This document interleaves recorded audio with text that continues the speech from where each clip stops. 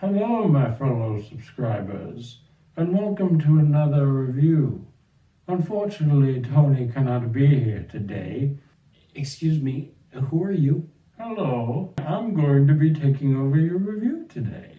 Anyway, on with the review.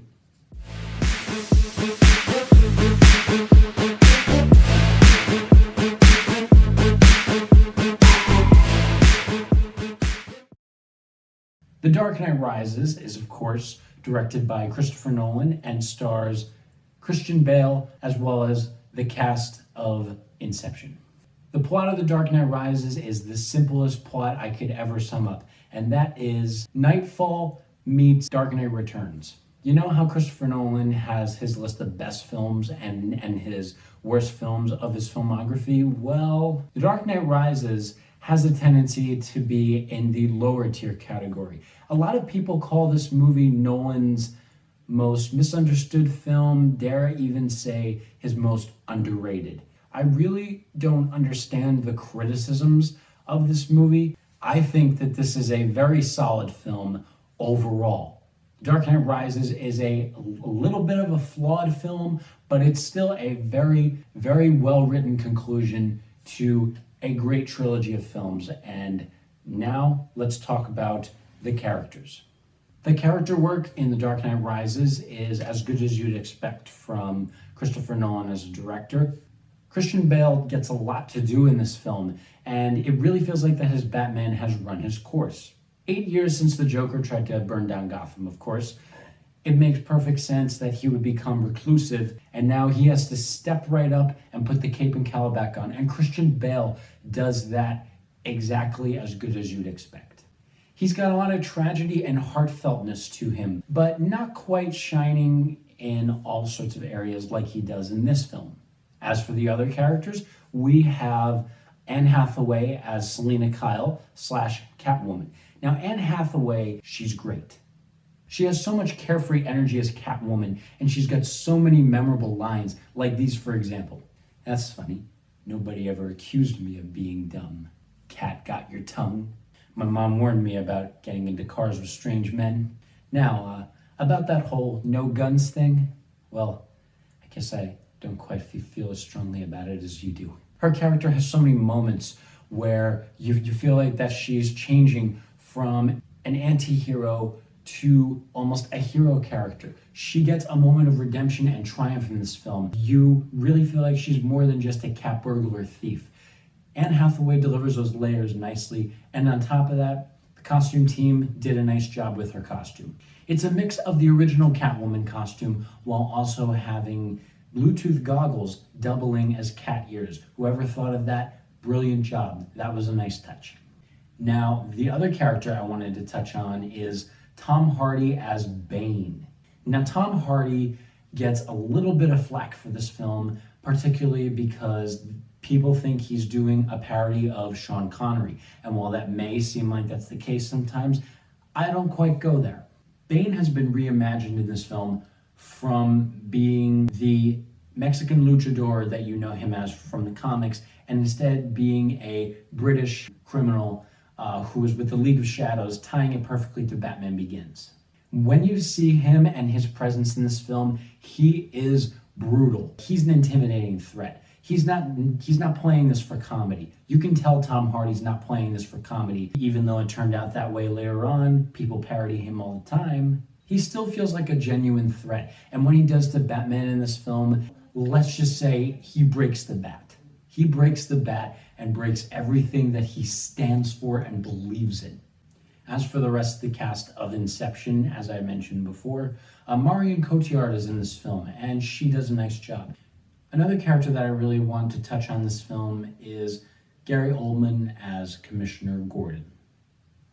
He is so good in this movie. He is so good in all three of these films. He delivers that sense of emotion, seriousness sometimes, and caring nature. Similar to The Dark Knight, you want him to succeed. It only makes me like Gary Oldman's performance even more, that he got more to do in this film. There's a great performance here by Joseph Gordon-Levitt I could touch on real quick. Christopher Nolan did a nice job with the twist in that character. And it's almost entirely original from a lot of the comics adaptations and a lot of the stuff that we've been seeing from these films with these characters. This is something original for a change, and I applaud Nolan for actually trying to do something different. Now, the technical aspects of this film are pretty much a sight to behold. This film is set on such a bold, grand scale. I don't know the estimated budget for this film, but this is one of the most expensive films ever produced. It has a big, grand, epic scale. This whole film just looks great. The film was shot with IMAX cameras, so you can tell that each moment is meant to feel big, which is why it's meant to feel as big as it is. Christopher Nolan, in his films, he carries a sense of realism with every single frame and every moment, particularly the practical effects sequences. You know that scene in The Dark Knight where Ledger was being flipped in an 18-wheeler? Well, this scenario is even bigger. Here we see an entire football stadium go underground due to the work of practical effects and the visual imagery and mastery of Christopher Nolan. It kind of pushes the absurdity a little bit, but never past its breaking point. And it's particularly refreshing that it can do all of these things, keeping you entertained while also keeping comic book fans happy. This film doesn't have plot holes as much as it is plot conveniences and contrivances that just seem to stick with fans and kind of leave a bad taste in their mouths. Personally, I don't count these as plot holes because if you look closely and pay attention to every ounce of the dialogue in the first two films and then pay attention to all the dialogue in this one, you'll find that thematically, emotionally, and character-wise, and connectively, it pretty much works. For example, the whole Talia al Ghul twist, it's not a plot hole because you kind of saw it coming. You kind of saw that this Miranda Tate lady was a double agent. Joker, we're not totally sure if he died or if something happened, if he was taken to jail or maybe taken to Blackgate in Dark Knight Rises. It's never addressed and probably never will be. And finally, besides technical aspects, the final aspect I want to talk about this film is the ending. Like Nolan and all of his films, especially the ending of Inception, you can tell that Nolan was completely all in his game with this film, and especially the end where he was leaving it open to the audience's interpretation, and that's what he said countless times. But I'd like to think that he did survive and that Alfred is not crazy, because he did say earlier on in the film, "I won't bury you. I've buried enough members in the Wayne family."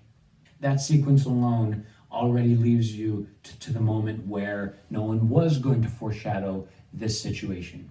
And after, Robin John Blake finds Batcave, he pretty much gets to that moment where he either becomes Robin or becomes Batman. It's a perfect ending. Wrapping up, guys, my initial final thoughts. This movie only just gets better and better as I get older. It's got a great introduction scene. It's a perfect conclusion to its trilogy. And the ending of this film is just superb. You know what that means, guys. Of course, this is a perfect Batman trilogy, a solid trilogy. This is a solid 3-film trilogy of 3 spectacular, fantastic films. Because, of course, The Dark Knight Rises gets a 9 out of 10. It's absolutely a great film, and I think that being so underrated, people should take it, again, people should give this movie another look. I think this film really needed some time to grow on people, but now that the film is roughly almost 13 years old now, this is a bona fide Nolan masterpiece. Definitely an underrated film, and I think this film should be looked at with fresher eyes. Well, guys, that about wraps up my Christopher Nolan Batman trilogy. I hope you guys enjoyed that. Stay tuned for my MCU movie series, starting with Marvel Phase 1. Very excited for this. Like, comment, subscribe. Of course, I will see you guys on the next review.